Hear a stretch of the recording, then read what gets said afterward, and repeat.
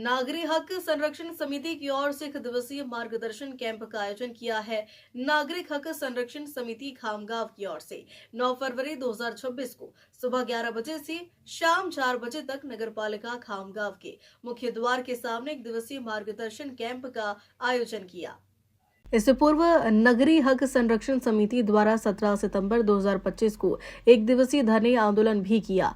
नगरीय हक संरक्षण समिति खामगांव ने 2 फरवरी 2026 को नगरपालिका को प्रॉपर्टी टैक्स वृद्धि के संबंध में आपत्ति अवधि बढ़ाने के संबंध में एक लिखित ज्ञापन दिया था। उस ज्ञापन पर संज्ञान लेते हुए मुख्याधिकारी खामगांव ने टैक्स वृद्धि के संबंध में आपत्ति अवधि की मांग को स्वीकार कर लिया है और अवधि को 7 दिन बढ़ा दिया। उक्त टैक्स आपत्ति अवधि बढ़ाए जाने के कारण शहर के सभी करदाताओं ने नागरिक हक समिति के माध्यम से अपील करना चाहते हैं तो संबंधित करधारकों और संपत्ति मालिकों को नगरपालिका खामगांव टैक्स विभाग की ओर से टैक्स वृद्धि के संबंध में नोटिस प्राप्त हो चुके हैं। जिन करधारकों ने अभी तक आपत्ति आवेदन जमा नहीं किया है वे नागरिक हक संरक्षण समिति खामगांव ने सोमवार 9 फरवरी 2026 को सुबह 11 बजे से शाम 4 बजे तक म्युनिसिपल काउंसिल के मेन गेट के सामने एक दिन का मार्गदर्शन कैंप का आयोजन कर रही है। मार्गदर्शन कैंप में दिए गए इस मार्गदर्शन कैंप में सैंपल के लीगल एप्लीकेशन मिलेंगे। संबंधित टैक्स होल्डर्स उस एप्लीकेशन के दिए गए सैंपल्स में आवेदन कर सकेंगे। नमस्कार, मी नागरी हक्क संरक्षण समितीचा अध्यक्ष भिकाजी रेटेकर। 17 सप्टेंबर 2025 रोजी सुद्धा आम्ही नगरपालिकेचे जे काही मागण्या होत्या मागण्यापैकी कर मूल्यांकन निश्चित करावं, चांगलं करावं याच्याकरता आम्ही 1 दिवसीय धरणे आंदोलनसुद्धा केलं होतं। त्यानंतर आता नवीन असेसमेंटचं जे नोटीस इश्यू झालेलं आहे खामगाव नगरपालिकेतर्फे, तर बऱ्याचशा नागरिकांचे आम्हाला फोन आलेले आहे, भेटलेले आहे की याच्यामध्ये कर आवाज वाढलेले आहे, योग्य पालन केलेलं नाही।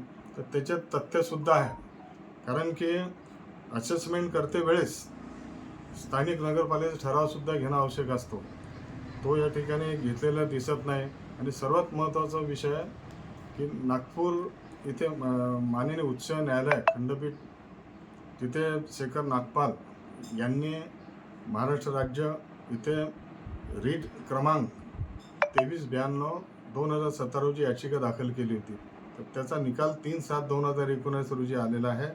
त्याच्या स्पष्ट मंडलेल्या माननीय उच्च न्यायालयाने की असं कर वार्षिक कर जे मूल्य जे निर्धारण करावं लागतं ते खाजगी व्यक्ती किंवा खाजगी संस्थेतर्फे करता येत नाही, असं स्पष्ट असताना सुद्धा या ठिकाणी प्रथमदर्शनी असं निदर्शनास आलेलं आहे की त्यांनी खाजगी संस्थेतर्फे केलेलं आहे। आणि याच्याचमुळे अशा ज्या बऱ्याचशा त्रुट्या त्यात राहिलेल्या आहे। आणि नोटीस देताना त्या नोटिसामध्ये काही उल्लेख नाही केलेला आहे की याच्यामध्ये वृक्ष कर किती आहे, शिक्षण कर किती आहे, अग्निशमन कर किती आहे, असा कुठलाही उल्लेख नाही केलेला। आणि घन कचरा किती आहे ते पण उल्लेख नाही। ॲट ए टाईम आपलं त्यांनी नोटीस देऊन टाकले आणि बरोबर त्यांनी ते 6/2 तारीख देऊन टाकली होती, 6/2/26 रोजी। परंतु आम्ही तिथे जाऊन व्यवस्थित अवलोकन केलं असता, वारंवार मी पाठपुरावासुद्धा केला नगरपालिकेमध्ये, तर असे निदर्शनास आलं आमच्या समितीच्या की जे त्यांनी तो तारीख जे आहे त्या तारखेच्या आत मला असं माहिती मिळाली की अजूनपर्यंतसुद्धा काही नोटिसा इश्यू करायच्या बाकी आहे। आणि मग आम्ही तो धागा धरून आम्ही स्वतः आमचे सचिव जे तरुणजी महोदय आणि मी तिथे गेलो। सन्माननीय अध्यक्ष नंतर मुख्याधिकाऱ्यांची भेट घेतली, त्यांना लेखी अर्ज दिला की हे एवढ्या वेळात होऊ शकत नाही। मग त्यांनी आमच्या याची दखल घेऊन 7 दिवसाची मुदतवाढ त्यांनी दिलेली आहे।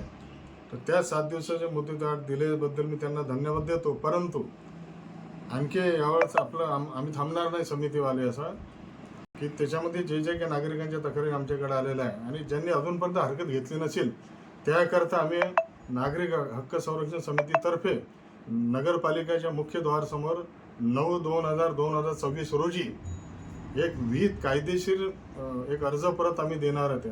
त्या कायदेशीर ज्या अर्ज आहे तो दिल्यास आणखी आपल्याला तिथे भेट येईल, आपलं वजन वाढेल, आपल्या डॉक्युमेंटची ते चांगल्या तऱ्हेने देता येईल। तर याच्याकरता मी नागरिकांना तिथं मार्गदर्शन पण ठेवणार आहोत। तर मी आपल्या या सोशल मीडियाद्वारे मी त्यांना विनंती करतो सर्व खामगाव शहरातील मिळकत धारकांना की त्यांनी या आमच्या ज्या समितीच्या सेवेची संधी जरूर घ्यावं, आम्हाला संधी द्यावी, त्यांनी लाभ घ्यावा। 9/2/2026 रोजी एक दिवशी आमचा समितीचा कॅम्प राहील. त्याचे वेळ राहील 11 ते 4 या वाजेपर्यंत. आम्ही तुम्हाला निःशुल्क मार्गदर्शनसुद्धा करणार आहोत आणि ते नमुन्याचे अर्जसुद्धा आम्ही देणार आहे. त्या अर्जाची परतसुद्धा मी तुम्हाला देऊ इच्छितो. धन्यवाद.